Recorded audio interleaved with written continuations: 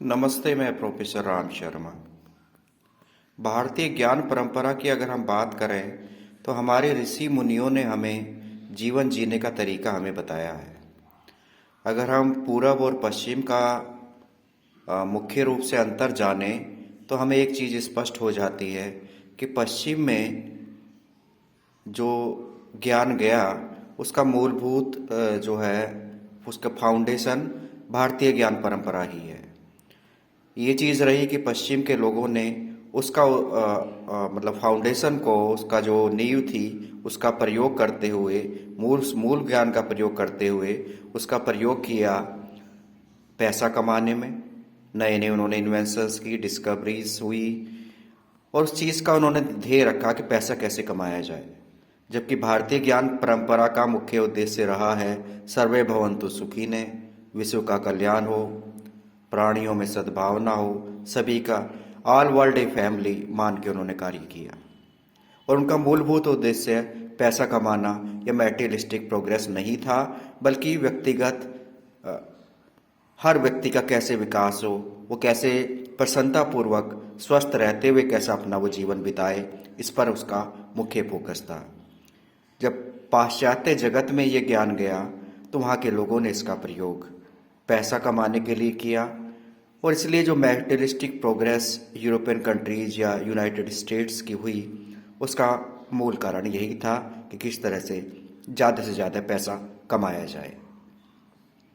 जहाँ तक भारत की बात है, सर्वे भवन्तु सुखिनः, उन्होंने एक ऐसा भारतीय ज्ञान परंपरा या हमारे ऋषि मुनियों ने एक ऐसा सिस्टम हमें दिया, ऐसे मौसमी फल, मौसमी सब्जियां, मसाले हमारे स्वास्थ्य के लिए प्रदान किए। ये उनका ही इन्वेंशन था कि नए नए मौसमी फल हमें मिलते हैं, मौसमी सब्जियां मिलती हैं, मसालों का प्रयोग हम अपने दैनिक सब्जियों में हम करते हैं। ये हमारे ऋषि मुनियों की ही देन है। जहाँ तक मैटेरियलिस्टिक प्रोग्रेस की बात की गई है तो हमारे जो है सनातन धर्म में 4 पुरुषार्थ माने गए हैं: धर्म, अर्थ, काम और मोक्ष। यानी धर्म, अर्थ, पैसा, काम और मोक्ष। पैसा भी एक पुरुषार्थ है, लेकिन उसको केवल अकेले पैसा या अर्थ पे ज़्यादा फोकस नहीं किया गया है। जबकि देखा जाए तो वेस्ट में सिर्फ पैसे के पीछे ही फोकस मिलता है। धर्म और काम और मोक्ष के प्रति उनका कोई दर्शन हमें प्राप्त नहीं होता है।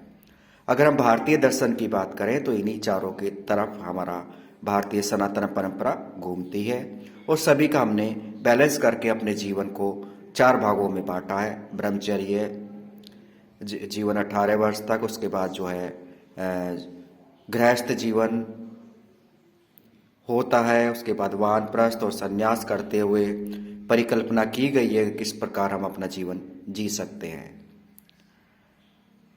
यही हमारे जीवन का मुख्य मूल उद्देश्य है, यही हमारे जीवन का मूल दर्शन है कि स्वस्थ रहते हुए, प्रसन्न रहते हुए, 4 पुरुषार्थ करते हुए हम मोक्ष को प्राप्त हों। यही मुख्य चीज़ है जो हमें समझनी है। धन्यवाद।